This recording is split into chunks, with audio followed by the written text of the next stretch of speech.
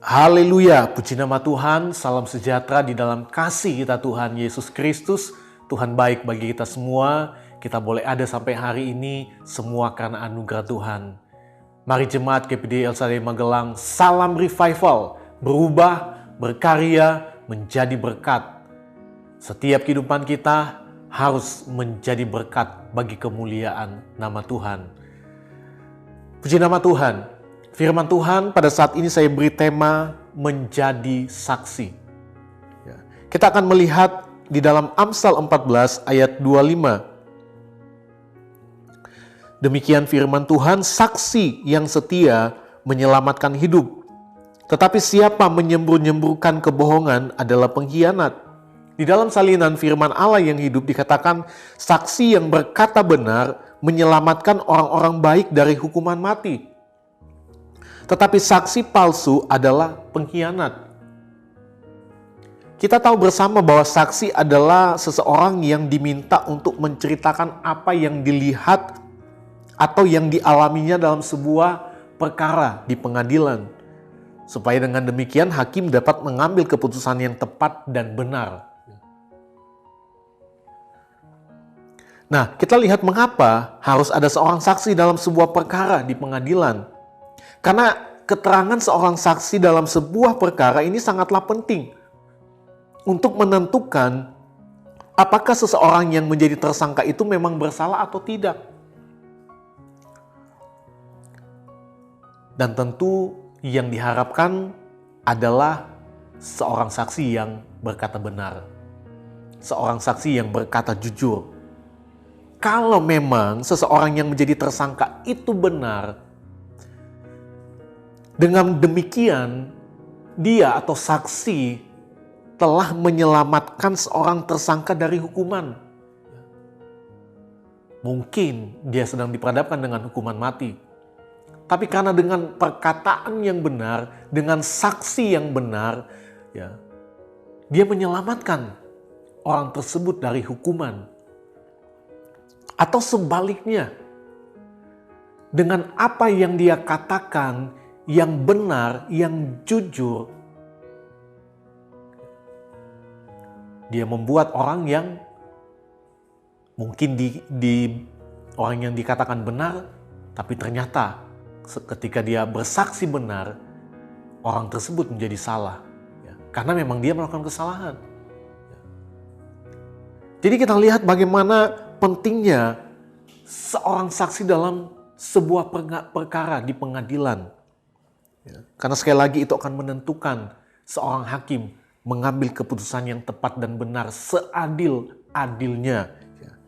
Kalau hari-hari ini kita lihat Indonesia ada begitu banyak kasus yang terjadi yang harus dibawa sampai ke pengadilan.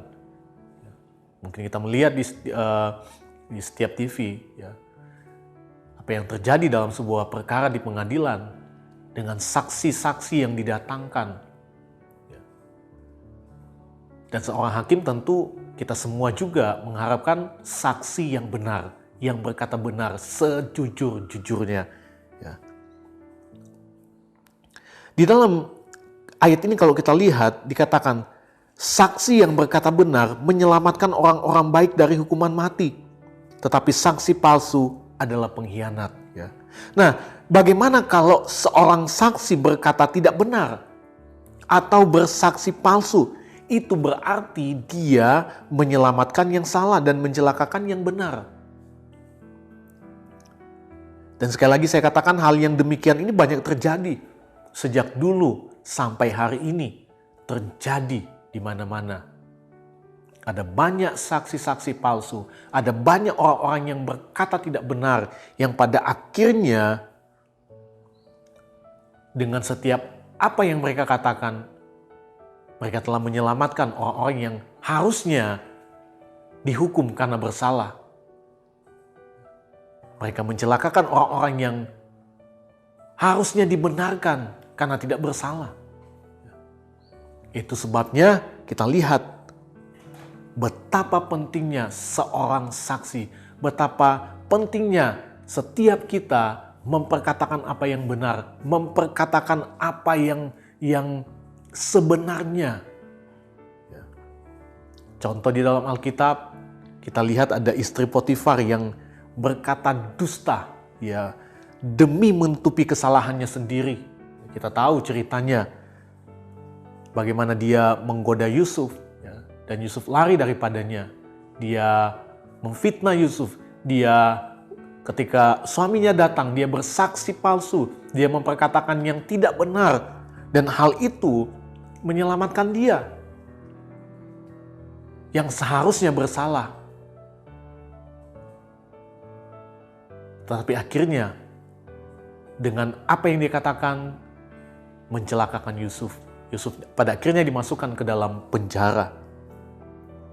Jadi kita lihat bagaimana saksi dusta, ya, itu akan merancang kebohongannya, ya, lalu menyemburkannya dengan cara yang teramat meyakinkan demi kehancuran orang yang tidak bersalah dan demi kebaikan dirinya sendiri, demi kebaikan orang yang dia kasihi, padahal mereka bersalah yang harusnya mengalami hukuman. Tapi sekali lagi kita lihat, karena perkataan, ya, karena saksi, ya, jadi segala sesuatu tergantung, ya, dari apa yang kita katakan, apa yang kita saksikan. Ya. Tapi yang Tuhan mau, kita harus menjadi saksi yang benar. Kita harus memperkatakan apa yang benar, bukan kebohongan, bukan dusta. Karena firman Tuhan sangat menentang saksi dusta, perkataan-perkataan yang tidak benar. Karena bersaksi dusta, berkata tidak benar adalah perbuatan yang jahat di mata Tuhan. Dan Tuhan sangat membencinya. Firman Allah menjelaskan bahwa pendusta bapaknya adalah iblis. Orang yang bersaksi dusta, bapaknya adalah iblis. Karena iblis, firman Tuhan katakan, adalah pendusta dan bapa segala dusta. Yohanes 8 ayat 44. Iblislah yang menjadi bapamu dan kamu ingin melakukan keinginan-keinginan bapamu. Ia adalah pembunuh manusia sejak semula dan tidak hidup dalam kebenaran. Sebab di dalam dia tidak ada kebenaran.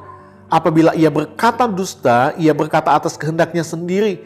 Sebab ia adalah pendusta dan bapa segala dusta. Jadi orang yang memperkatakan yang tidak benar, yang menjadi saksi dusta, baik itu di pengadilan atau dimanapun, dia memperkatakan yang tidak benar, yang pada akhirnya mencelakakan orang yang tidak bersalah. Firman katakan, karena bapaknya adalah iblis. Karena iblis adalah bapa segala dusta.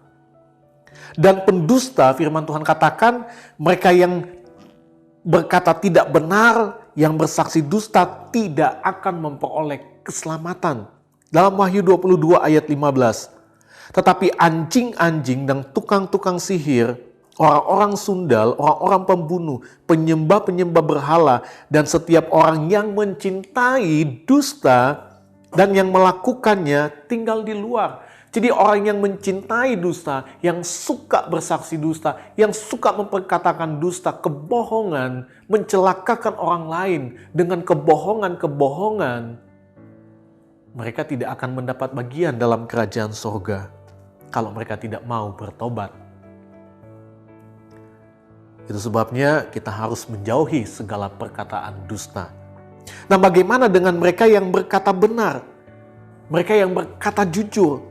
Seseorang yang menyatakan kebenaran, menceritakan apa yang benar, berarti dia menegakkan kebenaran. Dan ia akan dikasihi oleh Tuhan. Karena Tuhan Yesus adalah kebenaran. Allah itu adalah kebenaran.